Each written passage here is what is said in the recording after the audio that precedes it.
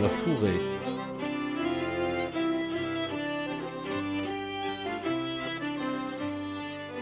Jusqu'au milieu du XXe siècle, le plateau de Millevaches était majoritairement recouvert de landes sèches qui servaient de pâture aux moutons et aux brebis. Mais les conditions de vie sont rudes sur le plateau et le travail de la terre ne permet pas aux paysans de subvenir à leurs besoins. Depuis longtemps, les Limousins émigrent pour gagner leur vie, mais cette immigration va s'amplifier. C'est alors que l'État lance un programme de boisement.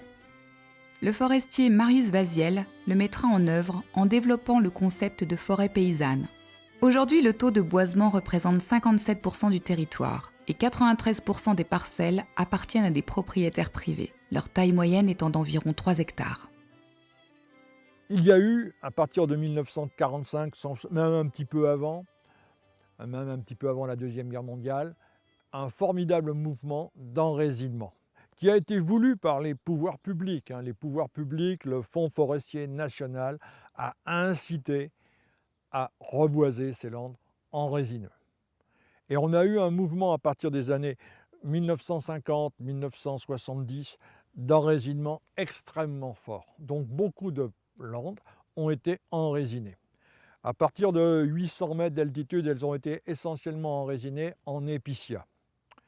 Donc ces landes, où elles ont été enraisinées, où elles se sont boisées des fois spontanément en accrus feuillus, essentiellement de bouleaux, de bourdaines, de sorbiers, de très faible valeur.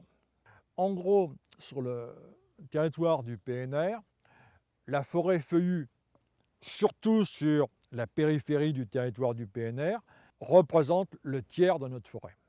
Nous avons une gamme de résineux assez étendue. Le Douglas qui est monté en puissance, on a beaucoup d'épicéas, on a des sylvestres, on a des mélèzes qui montent en puissance et on a des sitkas, on a des grandis. Alors ces épicéas, ils arrivent à maturité, ils sont abattus en ce moment de manière forte parce qu'ils sont à maturité, donc il y a une récolte et effectivement il y a beaucoup de coupes qui se font actuellement.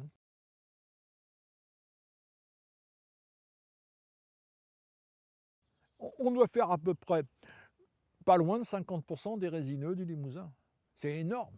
On est la base de l'industrie du bois en Limousin. L'industrie do bois représente 1000 emplois directs di no pays et 1000 emplois en falutur, en Ogitu, Ucer o Bourgagnau. Per lo Fulhà non trouve 22% de Seine, 9% de Fau et per lo Resinu 21% de Douglas, 10% de Picea et 11% de Pin. De los 1600 hectares qui sont coupés no parc Chacanade, 90% sont tournés à plantar mais do Douglas. On doit friser les 800 000 m3 par an, entre 750 et 800 000, et 200 000 m3 de feuillus. Donc on doit friser le million de mètres cubes sur le plateau. Et on a ce formidable problème qui est quand même les exigences climatiques. Comment le climat va-t-il évoluer ? Ça nous pose un problème, à tel point qu'un certain nombre de sylviculteurs essayent des essences soi-disant plus résistantes à la sécheresse. On essaye par exemple des variétés de Douglas qui sont californiennes, alors que le Douglas, on plantait des Douglas d'origine de la région de Seattle, donc à la limite du Canada et des États-Unis, de l'Oregon. Si vous voulez, on essaye de s'adapter au changement climatique. On essaye. En parcourant le parc, vous découvrirez aussi des forêts que l'on appelle anciennes.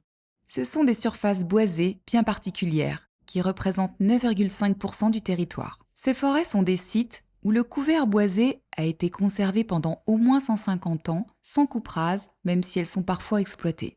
Ce sont des milieux rares et méconnus, néanmoins ils sont à préserver, car la biodiversité y est plus présente, et on y trouve des cortèges d'espèces qui, au fur et à mesure des années, offrent une meilleure résistance aux perturbations, comme les aléas climatiques ou les ravageurs d'origine parasitaire ou animale.